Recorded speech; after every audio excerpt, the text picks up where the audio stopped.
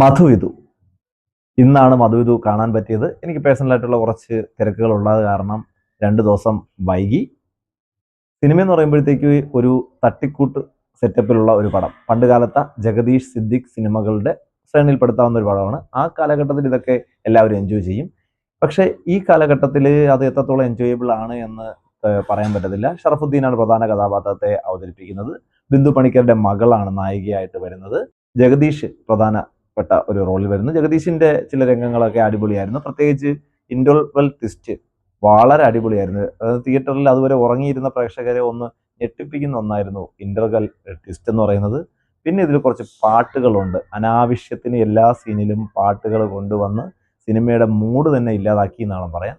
ആ സമയത്തൊക്കെ നല്ല രീതിയിൽ ഉറക്കം വന്നു എന്നുള്ളതാണ് സത്യം. പക്ഷെ ഇടയ്ക്കിടയ്ക്കുള്ള ചില കോമഡികളിലൂടെ ആ ഉറക്കത്തെ നമുക്ക് എന്ത് ചെയ്യാൻ പറ്റി, ഓവർകം ചെയ്യാനായിട്ട് പറ്റി എന്ന് പറയാം. സിനിമയിൽ ചില കോമഡികൾ വലിയ രീതിയിൽ വർക്കൗട്ടായപ്പോൾ ചില കോമഡികളൊക്കെ യാതൊരു രീതിയിലും യേശാത്ത ഒന്നായിരുന്നു. ഷറഫുദ്ദീന്റെ കഥാപാത്രം ഒരേ മാനറിസങ്ങളുമായിട്ട് ഒരേ രീതിയിൽ തന്നെയാണ് കൊണ്ടുവരുന്നത്. ഒരു പാട്രിയാർക്കൽ സൊസൈറ്റിയുടെ രീതിയിലുള്ള ഒരു കഥാപാത്രം കൂടെയാണ്. കഥാപാത്രത്തിന്റെ പേര് പോലും അമ്മു എന്നുള്ളതാണ്. അങ്ങനെ ഉള്ള ഒരു കഥാപാത്രം. പിന്നെ അസീസിന്റെ കഥാപാത്രം കുറച്ച് രസമൊക്കെ ഉണ്ടായിരുന്നു. ചില ഭാഗങ്ങളിലൊക്കെ അടിപൊളിയാണ്. സായ്കുമാർ ഈ സിനിമയിൽ അഭിനയിക്കുന്നുണ്ട്.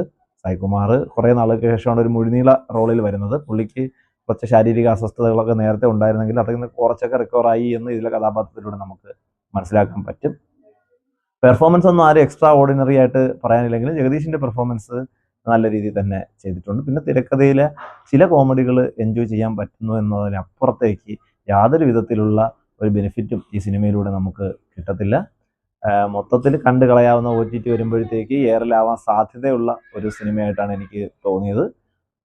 അപ്പോൾ നിങ്ങൾ എന്തായാലും സിനിമ തിയേറ്ററിൽ പോയി ഒന്ന് കണ്ടു നോക്ക്. കണ്ടിട്ട് നിങ്ങളുടെ അഭിപ്രായങ്ങൾ പറയും. പുതിയൊരു സിനിമയുടെ വിശേഷവുമായി വീണ്ടും വരുന്നത് വരെ ബൈ ബൈ.